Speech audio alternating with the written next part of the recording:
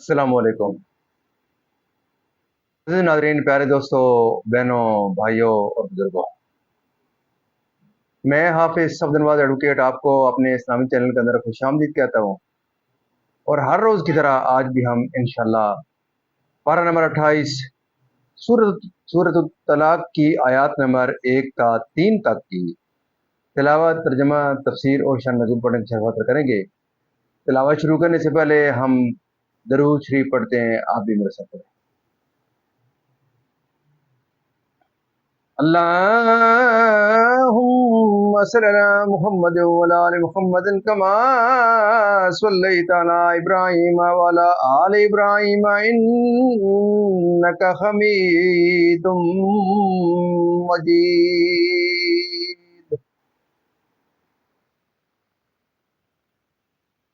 اللهم بارك على محمد وعلى آل محمد كما باركت على إبراهيم وعلى آل إبراهيم إنك حميد مجيد۔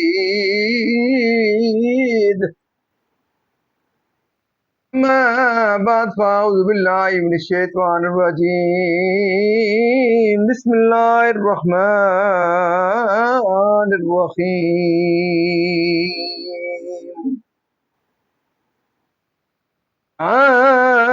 أيها النبي إذا طلقتم النساء فطلقوهن لعدتهن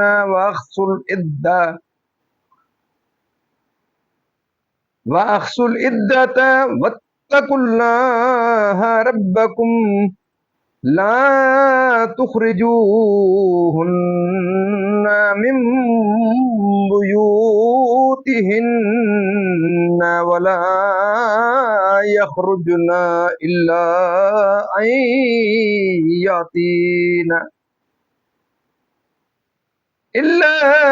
أن يأتين بفاحشة مبينة وتلك حدود الله ومن يتعد حدود الله فقد ظلم نفسه لا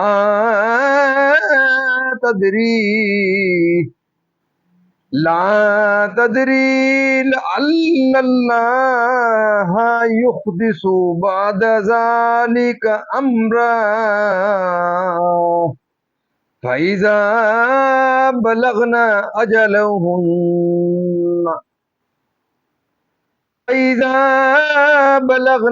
أجلهن فأمسكوهن بمعروف أو فارقوهن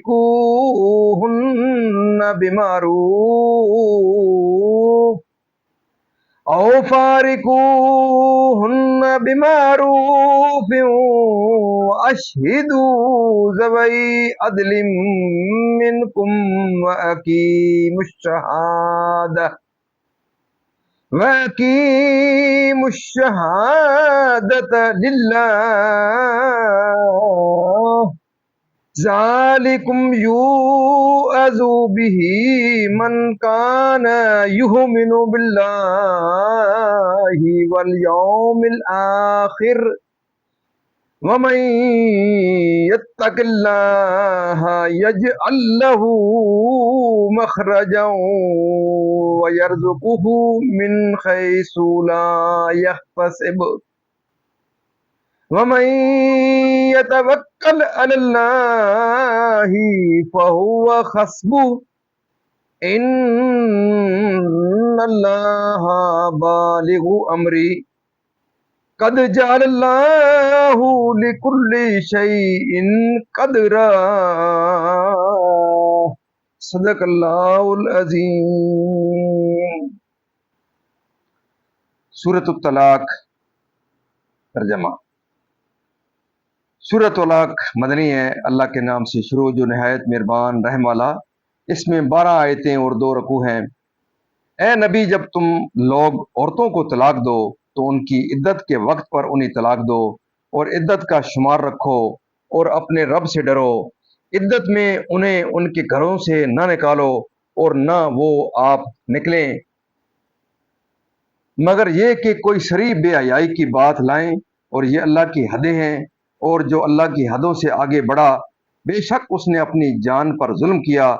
तुम्हें नहीं मालूम शायद उसके बाद कोई नया हुक्म भेजे, तो जब वो अपनी मियाद तक पहुंचने को हो तो उन्हें भलाई के साथ रोक लो या भलाई के साथ जुदा करो, और अपने में दो सक्का को गवाह कर लो, और अल्लाह के लिए गवाही कायम करो। इससे नसीहत फरमाई जाती है उसे जो अल्लाह और पिछले दिन पर ईमान रखता हो, और जो अल्लाह से डरे अल्लाह उसके लिए निजात की राह निकाल देगा, और उसे वहां से रोजी देगा जहां उसका गुमान न हो, और जो अल्लाह पर भरोसा करे तो वो उसे काफी है। बेशक अल्लाह अपना काम पूरा करने वाला है, बेशक अल्लाह ने हर चीज का एक अंदाजा रखा है। मज़े नारीन, यहाँ तक इसका तर्जमा अख्ताम पजीर हुआ। अब सूरत तलाक की इसकी तफसीर इसकी शुरू से। सूरत तलाक मदनी है, इसमें 2 रकू 12 आयतें, 249 कलमे और 1060 हर्फ हैं। अपनी उम्मत से फरमा दीजिए शान नज़ूल। ये आयत अब्दुल्ला बिन उमर रज़ी अल्लाह तआला अन्हुमा के हक में नाजिल हुई। उन्होंने अपनी बीवी को औरतों के अयाम मखसूसा में तलाक दी थी। सैयद आलम सल्लल्लाहु अलैहि वसल्लम ने उन्हें हुक्म दिया कि रिजत करें, फिर अगर तलाक देना चाहें तो तोहर यानी पाकी के ज़माना में तलाक दें। इस आयत में औरतों से मुराद मदखूल बहा औरतें हैं जो अपने शोहरों के पास गई हों। सगीरा हमला सगीरा हमला या आयसा न हो। आयसा वो औरत है जिसके अयाम बुढ़ापे की वजह से बंद हो गए हों, उनका वक्त न रहा हो। मसला गैर मदखूल बहा पर इद्दत नहीं है। बाकी तीनों किस्म की औरतों जो जिक्र की गई उन्हें अयाम नहीं होते तो उनकी इद्दत हैज से शुमार न होगी। मसला गैर मदखूल बहा को हैज में तलाक देना जायज़ है। आयत में जो हुक्म दिया गया इससे मुराद ऐसी मदखूल बहा औरतें हैं जिनकी इद्दत हैज से शुमार की जाए। उन्हें तलाक देना हो तो उसे तोहर में तलाक दें जिसमें उनसे जिमा न किया गया हो, फिर इद्दत गुजरने तक उनसे तारुज न करें। उसको तलाक एहसन कहते हैं, तलाक हसन।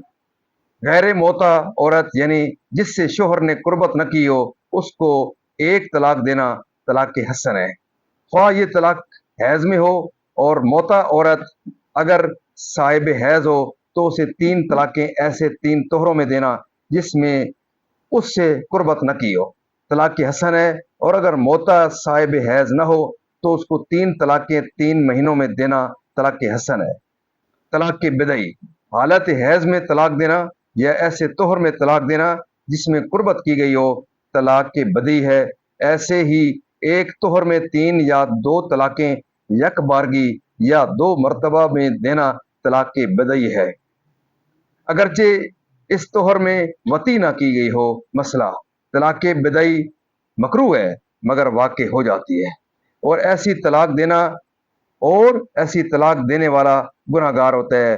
मसला औरत को इद्दत शोहर के घर पूरी करना लाजिम है, ना शोहर को जायज़ के मुतलका को इद्दत में घर से निकाले, ना उन औरतों को वहां से खुद निकलना रवा। से कोई फिस्क जाहिर सादिर हो जिस पर हद आती हो, इसलिए जना और चोरी के उसके लिए उन्हें निकलना ही होगा। मसला अगर औरत फहश बके और घर वालों को ईजा दे तो उसको निकालना जायज़ है क्योंकि वो नाशीजा के हुक्म में है। मसला जो औरत तलाक रजी या बाइन की इद्दत में हो उसको घर से निकलना बिल्कुल जायज़ नहीं, और जो मौत की इद्दत में हो वो हाजत पड़े तो दिन में निकल सकती है, लेकिन शब गुजारना उसको शोहर के घर ही में ज़रूरी है। मसला जो औरत तलाक बाइन की इद्दत में हो उसको उसके और शोहर के दरमियान पर्दा ज़रूरी है, और ज़्यादा बेहतर यह है कि कोई और औरत उन दोनों के दरमियान हायल हो। मसला अगर शोहर फासिक हो या मकान बहुत तंग हो तो शोहर को उस मकान से चला जाना बेहतर है। रिजत का यानी इद्दत आखिर होने के करीब हो, यानी तुम्हें इख्तियार है कि अगर तुम उनके साथ बाहसने मुआशरत व मुराफ़त रहना चाहो तो रिजत कर लो और दिल में फिर दोबारा तलाक देने का इरादा न रखो। और अगर तुम्हें उनके साथ खूबी से बसर कर सकने की उम्मीद ना हो तो मेहर वगैरह उनके हक में अदा करके उनसे जुदाई कर लो और उन्हें ज़रर न पहुँचाओ। इस तरह के आखिर इद्दत में रिजत कर लो, फिर तलाक दे दो और इस तरह उनकी इद्दत दराज करके परेशानी में डालो, ऐसा न करो। और ख्वाह रिजत करो या फुरकत इख्तियार करो, दोनों सूरतों में दफ़ा तोमत और रफ़ा नज़ा के लिए दो मुसलमानों को गवाह कर लेना मुस्तहब है। चुनाचे इरशाद होता है, मकसूद इससे उसकी रजा जोई हो और अकामत हक व तामील हुक्म इलाही के सिवा अपनी कोई फासिद गर्ज उसमें ना हो। मसला इससे इस्तदलाल किया जाता है कि कुफार शराय व अहकाम के साथ मुखातिब नहीं और तलाक दे तो तलाक सनी दे और मोतदिदा को ज़रर न पहुँचाए, उसे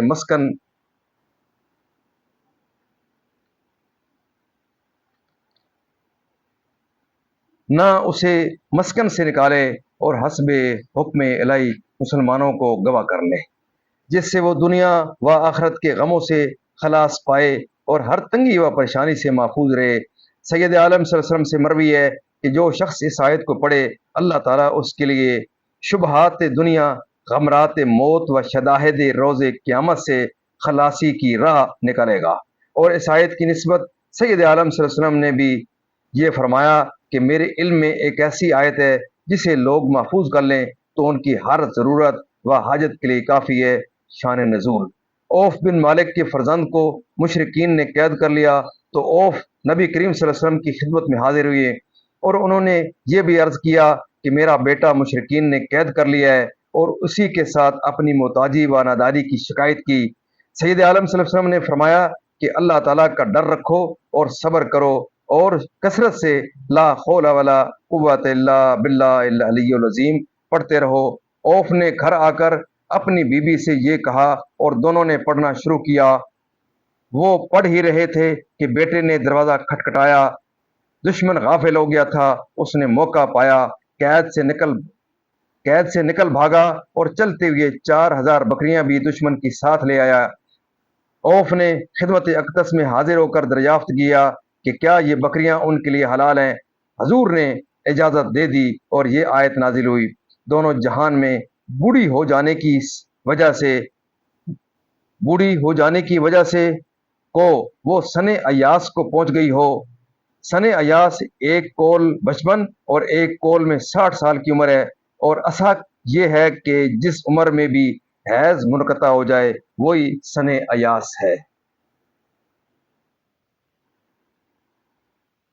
मुझे नाज़रीन, अल्लाह ताला के फज़ल करम से आज तक यहाँ तिलावत तर्जुमा तफसीर और उसके शान नज़ूल इख्तिताम पज़ीर हुआ। हम अल्लाह ताला के दरबार के इस कलाम मुक़द्दस के सदक़े हज़ूर पाक सल्लल्लाहु अलैहि वसल्लम की ज़ात बरक़ात से दुआ करते हैं कि अल्लाह ताला हमें कुरान पाक पढ़ने, कुरान पाक को समझ कर इसके अहकामात के मुताबिक हज़ूर पाक सल्लल्लाहु अलैहि वसल्लम की पास के मुताबिक और सहाबा किराम के नक्शे कदम के ऊपर अल्लाह ताला हमें चलने की तौफ़ीक़ अता फरमाए।